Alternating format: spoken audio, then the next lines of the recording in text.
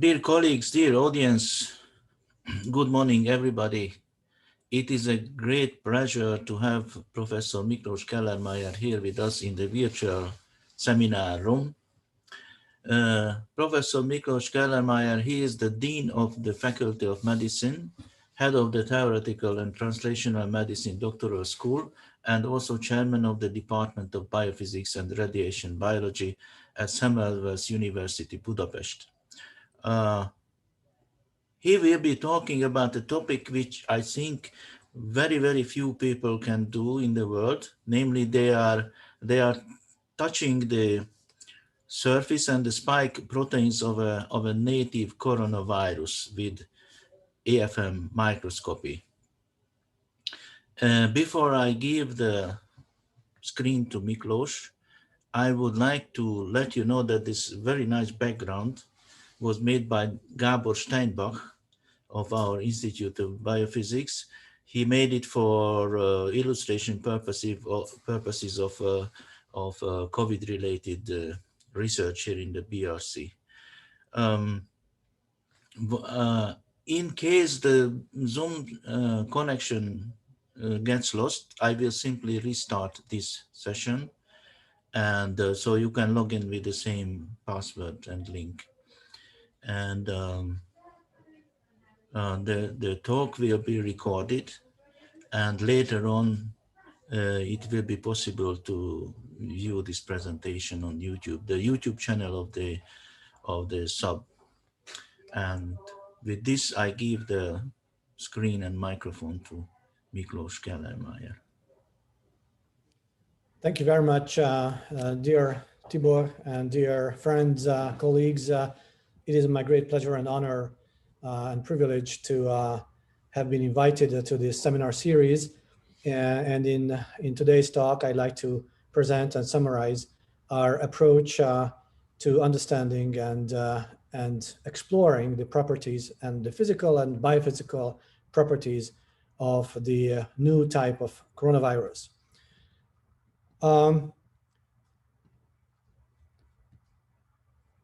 Let me just start the screen sharing. I hope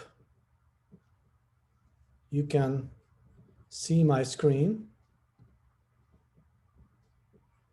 Yes. Okay. Yes. Thank you very much. Okay. So, and I'd like to mention and encourage all of you to ask questions throughout.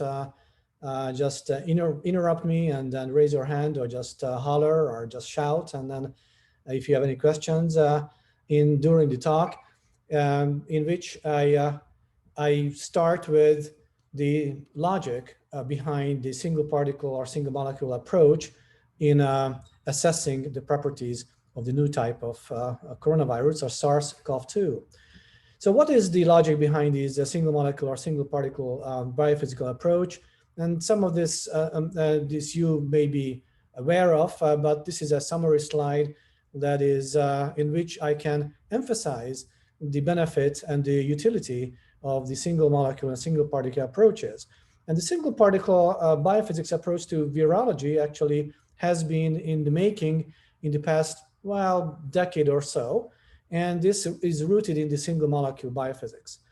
Here I brought 4 particular examples of the particular use of single molecule biophysics in revealing internal properties of biomolecular systems. In the first, you can appreciate the fact that we can identify the behavior of individuals in a crowd. On the left side here is a microtubular system, beautiful immunofluorescence, some microscopic image, but we fail to understand the dynamics and the structural distribution of the individuals inside this network. Only if we are able to identify in a live video setting the behavior of individual microtubules can we reveal the dynamics, which is in this case the treadmilling type of behavior of individual microtubules. Another example is that we can uncover stochastic events. And the prime example of that is the blinking of fluorophores. In an ensemble of fluorophores, we can monitor only the intensity, which is an average property of fluorescent molecules. And only if we are able to follow individuals, in this case mounted or bound to a particular surface, can we understand, can we reveal the fact that they are actually turning off their fluorescence, and in a stochastically chosen moment, they are turned on again. So if we follow this behavior as a function of time, we can see that this is indeed a stochastic behavior. In an unpredictable time point, they turn off and then turn on again until they are totally photobleached. So we would be, this phenomenon and this process is totally hidden as long as we image or follow or investigate ensembles only. The third example is that we can uncover the mechanisms behind parallel pathway processes. And the prime example of that is protein folding. Protein folding, as we understand today, starts from the unfolded state and proceeds toward the native state, but the individual molecules can proceed via very different pathways. And in some cases, these molecules can be trapped in local potential energy minima, and doing so, they are stranded in a misfolded configuration, and that may lead to very deleterious neurodegenerative diseases. So only if we can follow the behavior and the process of individual protein molecules can we actually uncover the shape of this conformational space that appears to direct the process of protein folding. And finally, the most important example and the power of the single molecule and single particle biophysical approaches lies in mechanics. Essentially, there is no alternative to understanding the mechanical properties of biomolecules or biomolecular systems than to investigate them and manipulate them one by one. Here are just a few examples. One question is, what is the elasticity of polymeric type or concatenameric type of molecules? Here is an example, the von Willebrand factor, which is a concatenameric molecule, a multimer that circulates in the blood plasma and functions by being stretched in the vicinity of the vessel wall.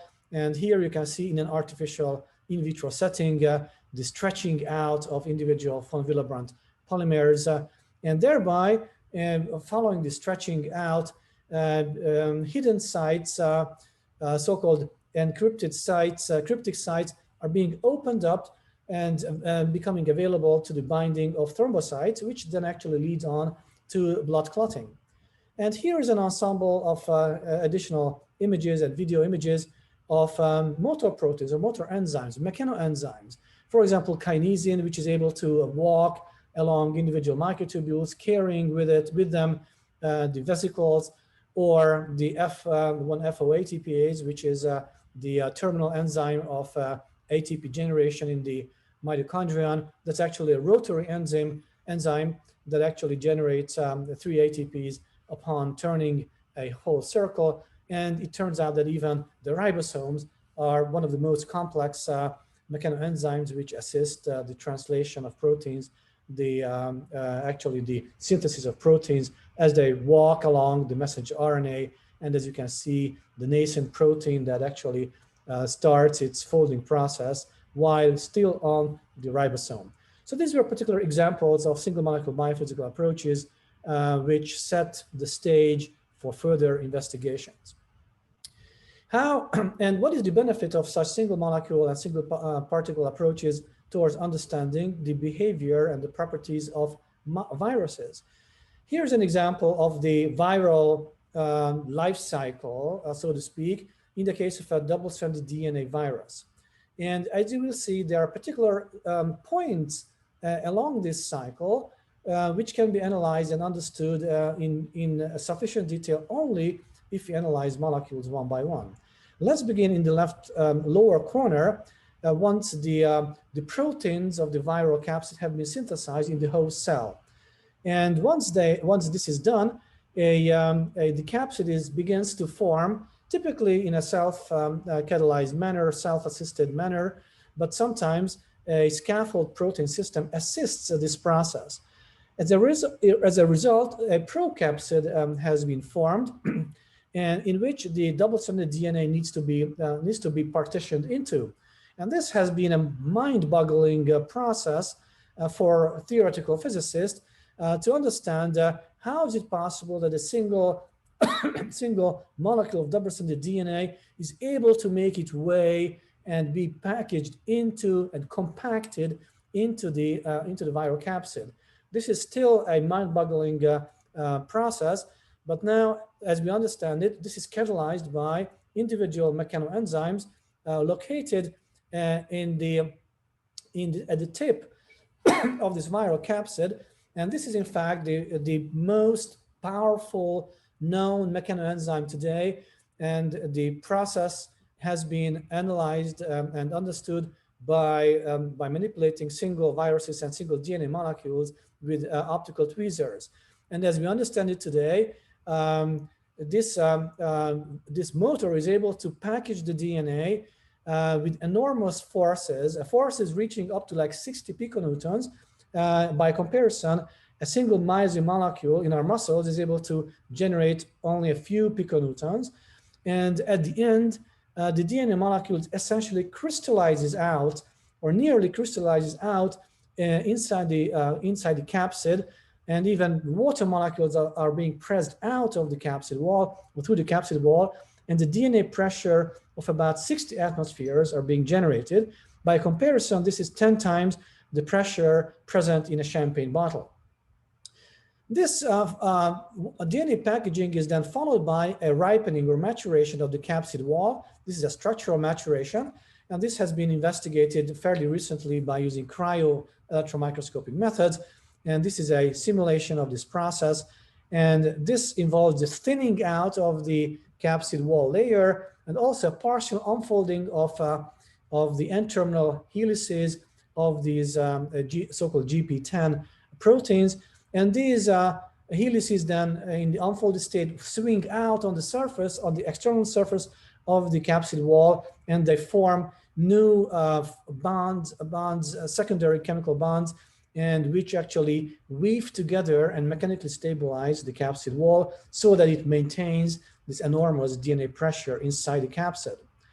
And finally, this DNA pressure is then thought to assist the infectious step of the virus in the next phase, when it finds a suitable binding site on the bacterial surface. In this case, this is a bacteriophage, and then an injector complex is being formed, which will assist the transit of the genomic DNA into the host bacterium. And this DNA pressure makes the initial step of injection into the host cell, so that this is a mechanical step in which the pressure of the DNA is being utilized to begin the transit of the DNA into the host cell. But then afterwards, variable in the different species, additional motor enzymes will catalyze the pulling of the remaining DNA strand into the host cell. And this process is a very intriguing process, and we know very little about this, but I'm sure you will appreciate the notion that this can only be fully understood by using single molecule mechanical approaches or single molecule imaging approaches. Here is one example of that. In this turf microscopic video, you can see the emission or the ejection of the DNA molecule out of lambdaphage. And this has been initiated by the binding of the maltoporin molecule to these virions. And as you can see, the single molecules being ejected, they can be visualized because the cyber gold fluorescent molecule stained abruptly the double-stranded DNA molecule being ejected and made free towards the solution. And then once this infectious cycle, then we are back to the very beginning, and this new synthesis of the capsid proteins is about to begin. So these are the approaches and the logic behind our motivation to try to understand the properties, the biophysical properties of the new type of coronavirus. And here's just a quick summary of an overview of what is important to know for us, biophysicists, about this virus.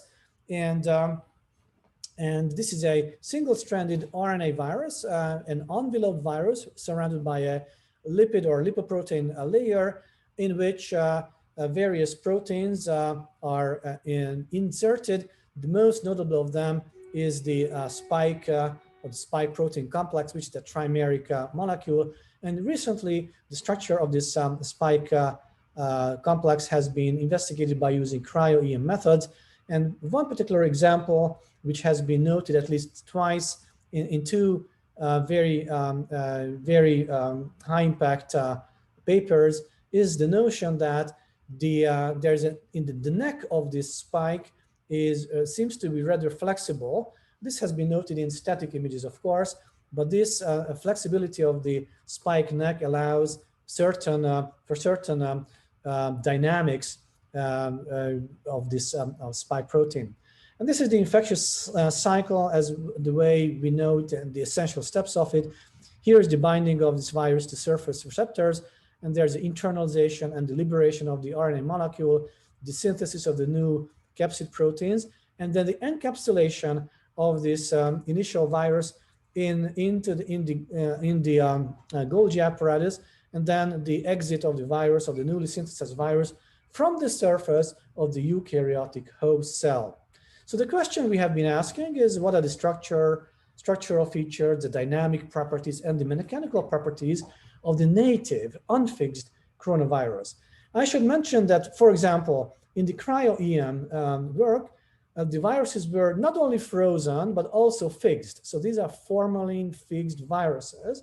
So we set out to investigate these viruses in an unfixed, so to speak, infectious or live state. Naturally, of course, we started out with trying to understand fixed viruses, but then I will turn your attention and your focus towards the native viruses as well. This slide shows our initial approach. The way we traditionally start is mount the sample on a mica surface, but we weren't very successful. We saw only very few virions on the surface. So we thought we set out to enhance this process by coating the surface first with an anti-spike antibody, which were available by the time. And as you can see, there is at least 2 orders of magnitude enrichment of this surface by these virions, and which made it possible to investigate the surface structure, the topographical structure of the new coronavirus in a more precise fashion. So this shows the schematics of the layout of the experiment. So this is the anti-spike antibody coated surface, and we capture these viruses via using these antibodies via their spikes. And as you can see, we succeeded in being able to image the topographical structure of individual virions. And as you can see, the overall topographical structure can be described as a spherical structure with considerable variation in dimensions, in size, which has been anticipated already because we knew from other experiments that there's a fairly large variation in the size of these virions, most likely due to the fact that they are enveloped, and the ripening and the maturation of these virions it depends not only on the virus itself, but also on host cell processes. And the other aspect which became prominent is that the surface is studied without bulging features. And these are features that we identified as the spikes themselves. Why? Because as in some images, as you can see, that the triangular bottom or the base of the pyramidal shaped structure can be seen. So in many cases, these triangles could be identified, and hence we identified these bumps on the surface as the spikes themselves. And here's the statistical approach that we employed. This is a single particle analysis which allowed us to measure the main dimensions and size features of these virions.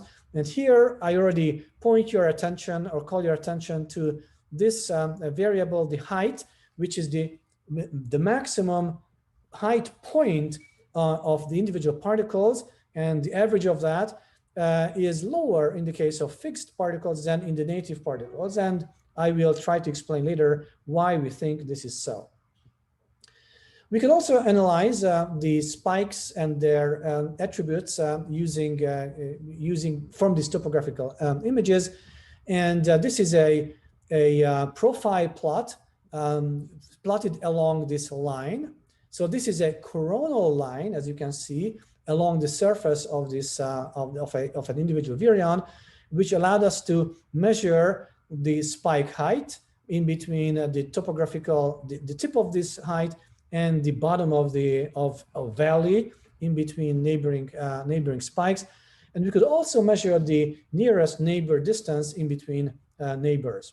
So from this, we could make some statistics, and the most interesting is related to the nearest neighbor distance. After all, we have been able to calculate the average surface of the virions, and from the mean nearest neighbor distance, we could actually make an estimate of how many such spikes could be occupying the surface of these of the new coronavirus, and this is on average about 60 spikes per virion. By comparison, from the cryo-EM works, a highly variable number has been available, but much lower than this. In one paper, we saw like around 20. In another one, we saw 40, and in another one, 45 or thereabouts.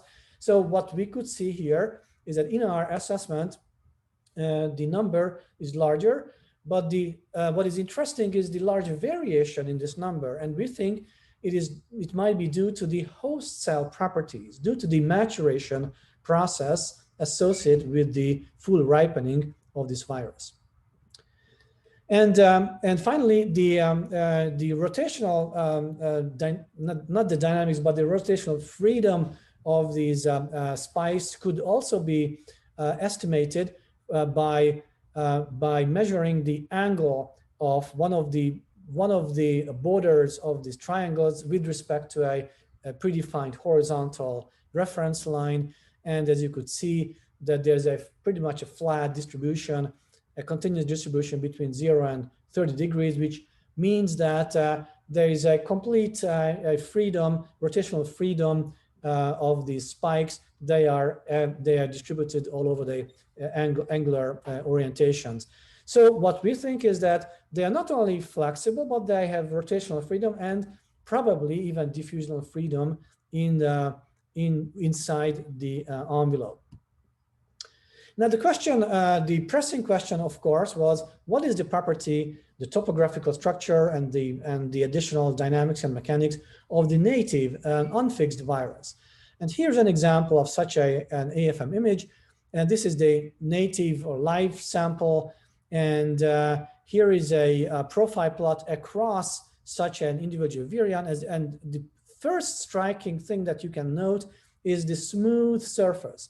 So we don't see these studs on the surface. And another thing is that you can see the distribution of the viral height. And there's a significant difference in between the native, which is in the red, and the fixed height distribution. So on average, it's about 20 nanometers higher topographical height was measured. And an explanation that we put forth was that what we are seeing in these AFM images is an apparent height caused by a dynamic surface. And this dynamic surface is caused by the rapid motion of the spikes inside the capsid envelope. And this is a diffusional motion and a rotational motion and a flexing type of motion, which we were trying to illustrate here with this cartoon. So this has led to an apparent increase of the viral surface. And as a matter of fact, we were unable to reveal any further detail inside in the topographical structure of these viruses, even if we were scanning the surface in a more forcible way. As you can see, this is a low amplitude oscillation of the cantilever, medium amplitude, and then a high amplitude oscillation of the cantilever. We were unable to resolve significant further detail, indicating that they are really pressing against the cantilever tip. But the question persists, indeed, how fast these spikes move about, and we have made some initial approaches to assess that. And we did a classical LP record stylus type of approach. We were trying to pick up the noise or the sound made possible by these rapidly moving spikes, so to speak. With the following logic, we thought that the bumping of these moving spikes might mechanically push the tip to a sufficient level that we might be able to pick up a signal by making a record of the rapid deflection motion of the cantilever. And here is a sound record of that, and I will try to play that, and I hope you can appreciate that.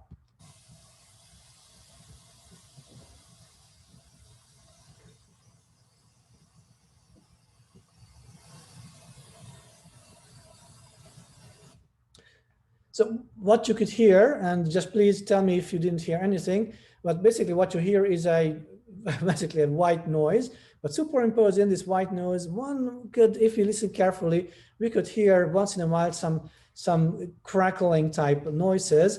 I should mention that from this we made a subtraction of the background noise. So I mean the free oscillation of the cantilever. This is very preliminary, I should mention, but from this very preliminary data, we think that there is a random type of motion, and this is a very rapid motion, and that's what we think is happening on the surface of these viruses with the spikes. And then the question was that we asked, what is the mechanical property of these viruses? And in the past decade, I have alluded to that the single particle virology has taken off, and quite a few different types of viruses have been investigated by single molecule or mechanical approaches. And in such an experiment, we land the cantilever tip on the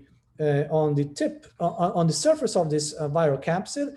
And from the deflection of the cantilever, of a calibrated cantilever, we can measure the mechanical properties, the elastic properties, and even the forces necessary for viral fracture or capsid fracture using such simple experiment.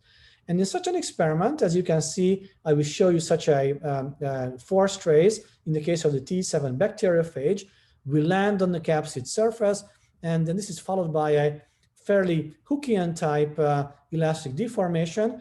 And once we reach a fairly high force, reaching up to like 8 nanonewtons, the capsid breaks. And this has been simulated by a research group. And this leads to the complete fracture and collapse of the viral capsid, which is also made visible by the fact that the cantilever basically bounces back towards its equilibrium position in an uninhibited manner. And this is indicated by this totally linear force trace, the slope of which is exactly identical to the cantilever stiffness. And then we reach the substrate surface, and as you pull the cantilever backwards, then there is no, this is a featureless force trace indicating that there's a large large force hysteresis without any event. At the most interesting slide, once we have reached it, it will stop. Yeah, it's okay. So this is a summary of the mechanical features of the native coronavirus. And this is their indentation site. And this is the schematics of our mechanical experiment. And this is the post indentation topographical image. And as you can see, there is no permanent structural damage made in the virus upon this mechanical intervention. And this is what we see, the mechanical force traces. We land on the surface of the virus, and there's an initial linear force trace, similarly to what we have seen in the T7 bacteriophage. And there's a yield point which occurs at a much lower force than we saw in the T7, but there's no complete collapse of the virus. But there's a yield and there's a fairly steady force being generated. And then we reach eventually the surface. And then we have followed this, we have done this experiment about 100 times on the very same virus. And as you could see, essentially very similar force traces were recorded, but there was some fatigue nature as well. I should mention that the hysteresis area minimized from an initial value. This is the hysteresis shown in gray value, an initial value, and then it dropped to a steady hysteresis level, meaning that it's quite a reversible process of the recovery of this virus carries on and on as many times as we try it, up to 100 times. So this is quite a resilient virus that is able to recover after numerous mechanical interventions. So we think of this virus as if it was like a rubber ball that we can compress fully, but then it will recover. Now the question is, how this might be possible? What kind of structural rearrangements might be occurring, particularly during this yield point? And we hypothesize that the following might be taking place. In a recent cryo-EM work, it has been noted that the internal structure of this virus might be made up of these ribonucleoprotein particles, which resemble the nucleosomes inside the eukaryotic cell. And obviously, this particulate nature of inside the bulk of the virus makes it possible that these tiny particles can be rearranged once we push them. And this rearrangement of these particles, which are coupled via the elastic ribonucleic acid, then that allows for not only for a rearrangement, but also a recovery of the bulk structure. So this is our current hypothesis that we entertain to explain this high resilience and recovering ability. And finally, I should mention that we have made some temperature-dependent measurements as well. And most remarkably, upon heating the virus, the native viral sample to 90 degrees Celsius up to like 20 minutes, we still saw the virions on the surface. We still saw them fairly intact in their global structure. But obviously, what has happened is that they got rid of their spikes. So meaning that this thermal exposure led to the loss of the spikes of these viruses. And we think that even though the global structure is fairly resilient in the case of these viruses, but because they begin losing their spikes, this explains the well-known thermal sensitivity of this type of coronavirus. So just to summarize, in our work, we have been able to uncover that the spikes on the coronavirus are very, very highly dynamic, and this might play a role in the high infectivity of these viruses because they are able to surge dynamically on the host surface for the receptors. This is a very compliant virus. In fact, this is the most compliant virus investigated so far. The coronavirus is very resilient and is able to recover after mechanical interventions. This is like a self-healing capacity, and the global structure of this virus is rather resistant to thermal exposure. And I'd like to acknowledge my outstanding PhD student, Balint Kish, and the our colleagues at the National Public Health Center. And I'm happy to also share with you that this work was recently published in Nanoletters, and this photo was made it onto the cover page of this high impact journal. And with that, I want to thank you very much for this kind invitation and also for your attention. Thank you very much. Thank you very much, Miklós. It was very interesting and very nice, and sorry for technical problem. And I wonder if anybody has some question. If you have, raise your hand or turn on your microphone. I have some questions. Peter Galajda.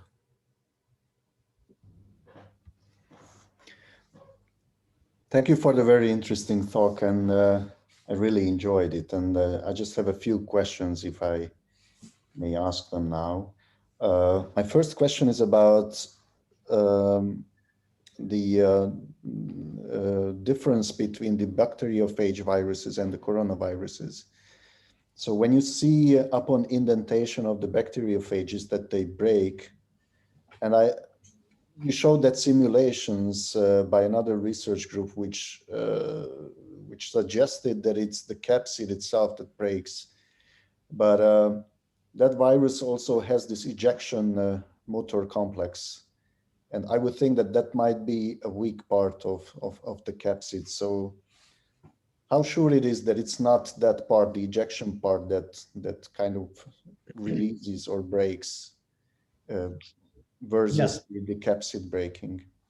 Thank you very much for the question. Actually, when we do these capsid nanomechanics, then we first image the surface, and we can see the tail. In fact, in the case of the bacteriophages, I don't have on the top of my fingertip any good image, but we can see beautiful images, not only of the tail, but also of these fibers, really remarkable images. But they rarely point upwards, and that's because of the way this icosahedral structure can bind to the surface.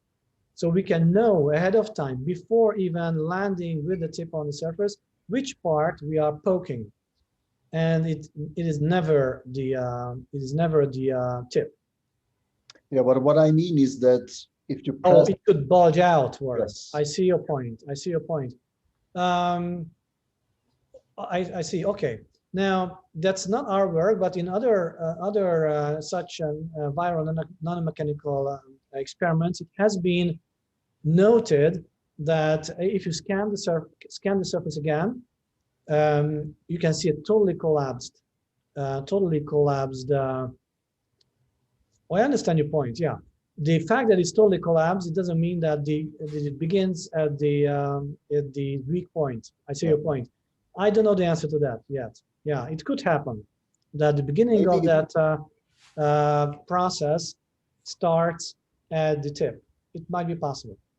Maybe if you could image the DNA with the stain during pressing on the capsid, then you could probably try to see if the ejection of the DNA happens when the capsid breaks. Well, it always happens if the capsid breaks. So that's a deterministic, as long as there's DNA inside, that's a deterministic process, and that has been measured by actually by a Dutch group. And well, basically what you see is that a flash of light, and that's beyond that. It's not. So either it is goes out of whatever type of fracture, either it is the tail that fractures or the capsid that fractures. DNA will burst out of this, and then you can see the increased fluorescence.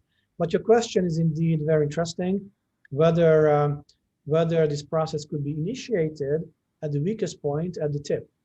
One thing to be added is that we recently had a publication in the Journal of Virology in which we actually investigated the thermal sensitivity of the T7 bacteriophage, and we saw that upon heating the viral sample up to like 65 degrees, it has been known that they lose DNA.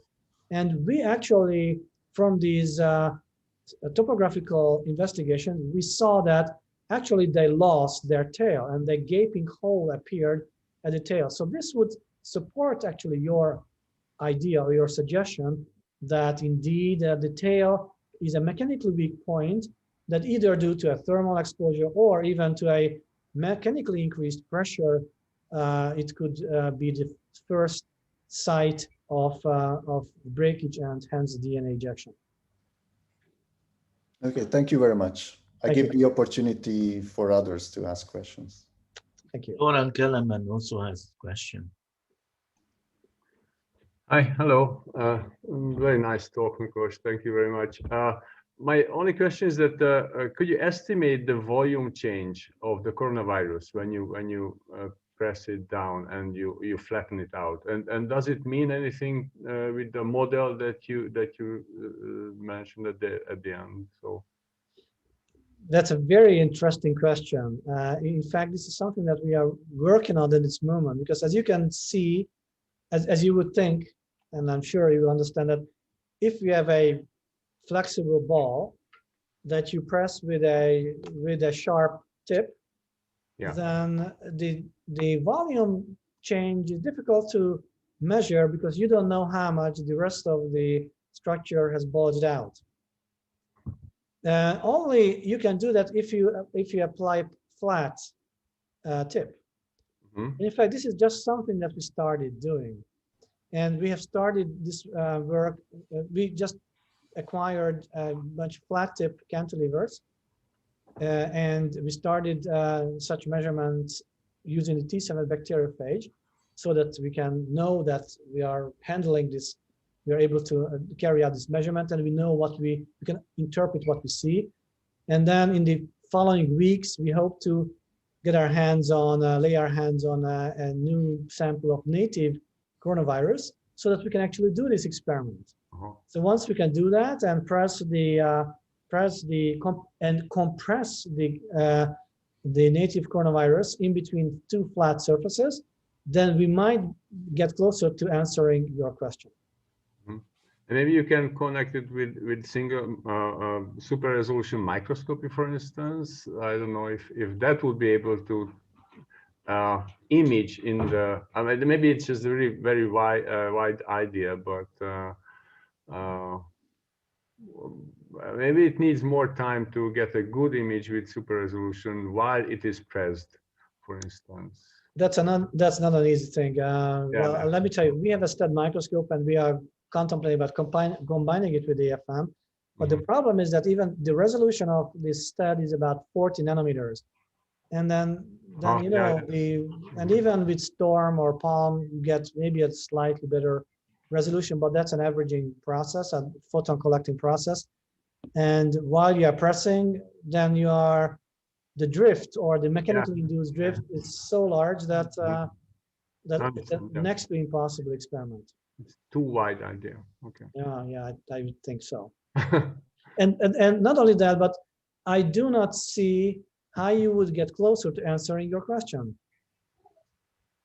because you would need to have a dye which monitors the exact volume, and then that's not on the volume.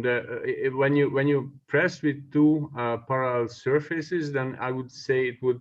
I mean, the diameter. Flattening out. Yeah, flattening out. Yeah, a slight increase of the diameter, the visible diameter. But maybe it's not worth the effort.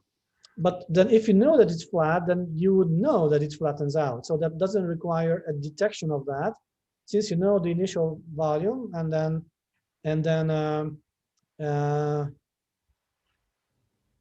Well, I see your point, and we would still need to measure the diameter of the circle that into which it dilates out. Yeah, so that could be an interesting feature. Yes. Okay, thank you for the good suggestion. Well, thank you. Thank you. I see no other hands. I have 3 small questions. If I understand correctly, some experiments, you see the surface is a homogeneous surface, but in other experiments, you resolve the individual spike proteins. Were these different conditions, or what? Yeah, as I mentioned, the initial experiments were fixed, glutaraldehyde, chemically fixed samples, and that's where we could see it. And in native viruses, that was smooth. I see. The other question is a technical one. What difficulties you faced to use a native virus in your lab? Very much. So I guess there are strict regulations how to work with the. Oh yeah, we didn't. Well, yes, certainly we didn't violate regulations. I should mention. So we have a sealed AFM scanner. This is the Asylum Research Cipher scanner, environmental scanner, meaning that it is sealed, is gas tight. So okay, we can take out the scanner from the AFM instrument. Mm-hmm. And this is something that we took into BSL-3 laboratory of the National Public Health Institution. And that's where they place the sample inside. And they put the cover on, it's a sealed sample. We brought the scanner back to our AFM, which already, the trick was that the cantilever was already mounted inside. So that was actually a trick to do so. But then we brought it back and made the measurement, and then took back the sample, I mean the scanner, and they opened it up and they basically destroyed the viruses there with whatever ethanol or whatever. Thank you. I think so that was really difficult. Yeah, thank you. I think Peter has more question, or at least his hand is still up. So just going back to the comparison between the coronavirus and bacteriophages. So with bacteriophages, the inner pressure has actually a biological function too. And you mentioned that there's a huge pressure inside those viruses. And is anything known about the pressure inside the coronavirus? Very interesting question. This is something that we also have been contemplating about. We think that there is not much pressure because it's a single, first of all, the single stranded RNA is folded. But even if they are wrapped around these protein particles, they are partitioned into much smaller structural features. So there is unlikely to be much pressure inside. And to my knowledge, that they are assembled in a very different mechanism than the double-stranded DNA viruses. So they are not packaged, but they are assembled in such a way that first, as a matter of fact, the RNA-based viruses are in these viruses. The RNA is in an intimate relationship between the protein capsid. So the RNA is part of the capsid structure. They assist their folding in a many way. So they assemble together. So then they are not partitioned into a pre-existing capsid, but they assist each other. But again, not much is known about this, the details of this process. Thank you. Thanks. Thank you very much. I see no more questions. So I thank you very much for the very nice talk, and also thank everybody for the participation.